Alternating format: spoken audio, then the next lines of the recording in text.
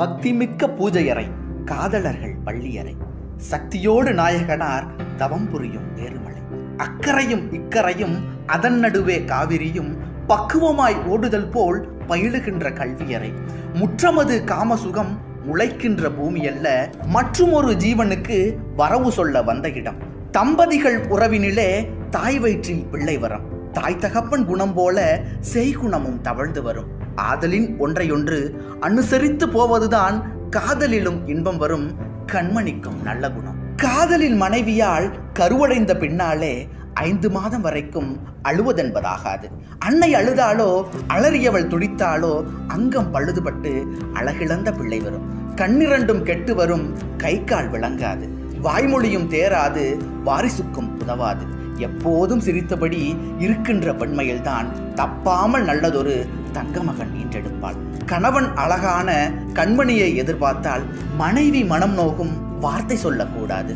அன்பு மொழி பேசி அரவணைத்து என்னாலும் தன்னையே மனைவி அவள் சார்ந்திருக்க செய்துவிட்டால் பொன்னை வடித்தது போல் புத்திரர்கள் பிறப்பார்கள்.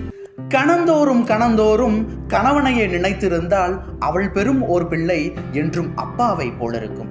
ஆளான பின்னாலே ஆண்டாண்டு பொறுத்தவள்தான், நாளாகி வயதாகி நல்ல மனம் முடித்தவள்தான், ஆசை நிறைந்தாலும் அடக்கம் மிகுந்தவள்தான்.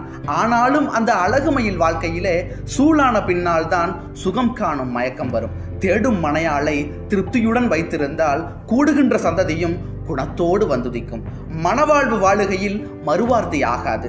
தாய் கொடுத்த சீர்வரிசை சகிக்கவில்லை என்பதும், சாடையாய் பேசுவதும், தரம் குறைத்து காட்டுவதும், அப்பன் கொடுத்ததொரு ஆளாக்கு என்பதும் வடுவாக நின்றுவிடும். வாழ்நாளில் ஆறாது.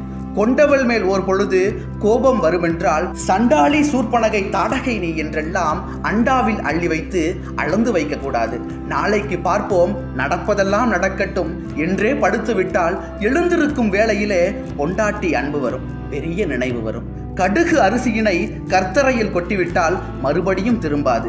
ஆளாக்கு அரிசியிட்டு அதில் வாழ்வு வாழ்ந்தாலும் தாளாத காதலுடன் தாய் போல் ஊட்டிவிட்டால் தேவர் அமுதமெல்லாம் சீயென்றே ஆகிவிடும். வாழ்வதற்கும் தாழ்வதற்கும் மனசுதான் காரணமாம். இன்பமென எண்ணிவிட்டால் எப்போதும் இன்பமயம், துன்பமென தோன்றினாலோ தொலையாத துன்பமயம்.